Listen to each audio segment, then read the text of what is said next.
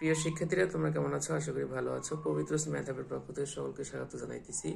আজকে আমরা এসএসসি 26-এর জন্য কি কি করণীয় সে সম্বন্ধে একটু আলোচনা করব, একটু কথা বলবো। খুব গুরুত্বপূর্ণ কথা, খুব মনোযোগ দিয়ে শুনবে।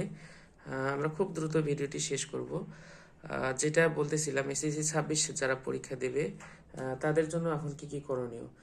পাঠ্য বই বিশ্লেষণ, অর্থাৎ তোমাদের বর্তমান করতে হবে কি, তোমরা এতদিন যা পড়ছো পাঠ্য বইয়ে তোমরা যে এমসিকিউ এর জন্য পাঠ্য বই তোমরা ভালো করে পড়বে। পাঠ্য বইয়ে হচ্ছে যে তোমাদের দাগানো টপিকগুলো ছিল সেগুলো সুন্দরভাবে পড়বে এবং প্রতিনিয়ত রিডিং এর মধ্যে রাখবে।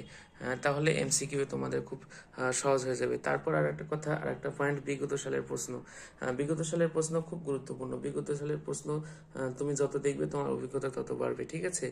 তোমরা এখান থেকে হেল্প নিতে পারো। টেস্ট পেপারের বিগত সালের প্রশ্নগুলো বারবার দেখবে। তোমাদের নতুন পড়ার এখন কোনো কিছু দরকার নেই। তোমরা টেস্ট পেপার থেকে বিগত সালের বিগত সাল অর্থাৎ 3-4 সালের প্রশ্নগুলো, অর্থাৎ 3-4 বলতে কি 24-25, তারপর হচ্ছে 22-23, হ্যাঁ, এরকম সালগুলো তোমরা দেখে যাবে। কারণ এটা তোমাদের জন্য খুব গুরুত্বপূর্ণ। বোর্ডের প্রশ্ন ধরন তোমাদের বুঝতে হবে, ঠিক আছে? তারপর হচ্ছে যেটা হচ্ছে মডেল টেস্ট।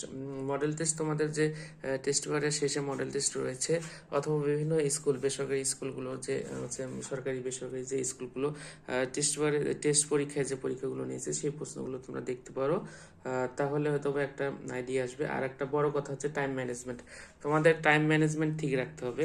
এই জন্য তোমাদের কি করতে হবে, লিখতে হবে বেশি বেশি, খুব দ্রুত লেখার চেষ্টা করতে হবে। এটা সম্পূর্ণ লেখার উপর ডিপেন্ড করবে। তুমি যত দ্রুত লিখতে পারবে তোমার পরীক্ষা তত আর কি ইজি হবে। হ্যাঁ, এই কারণে তোমাদের টাইম ম্যানেজমেন্ট সম্বন্ধে ধারণা রাখতে হবে। তারপর কি, নেতিবাচক চিন্তা, অন্য চিন্তাগুলো তোমাদের করা যাবে না।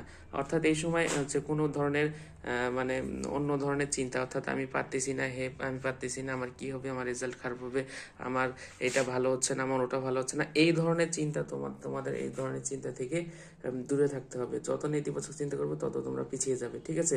তারপর যেটা সাজেশনমূলক বা শিক্ষকের যে পরামর্শগুলো তোমরা ফলো করবে নিয়মিত। কারণ বর্তমান এই সময়ে তোমাদের দরকার হচ্ছে টপিক বিশ্লেষণ করে পড়তে হওয়া, হ্যাঁ, কৌশলী হওয়া। এই কারণে তোমার সাজেশন ও অন্যান্য যে জিনিসগুলো আছে, শিক্ষক যে নির্দেশনা দেয় সেগুলো তোমাদের জানতে হবে এবং পড়তে হবে সেই অনুযায়ী। সর্বশেষ তোমাদের যা লক্ষ্য করতে হবে সেটা হচ্ছে স্বাস্থ্য সচেতনতা। এই সময় তোমাদের অসুস্থ হওয়া যাবে না। এই কারণে খাবার দাবার থেকে শুরু করে ঘুম সব ঠিক রাখতে হবে। হ্যাঁ, তাহলে তোমরা সুস্থ থাকবে, কারণ পরীক্ষার আগে তোমাদের কোনোভাবে অসুস্থ হওয়া যাবে না। ভালো থাকবে, সবার জন্য শুভকামনা।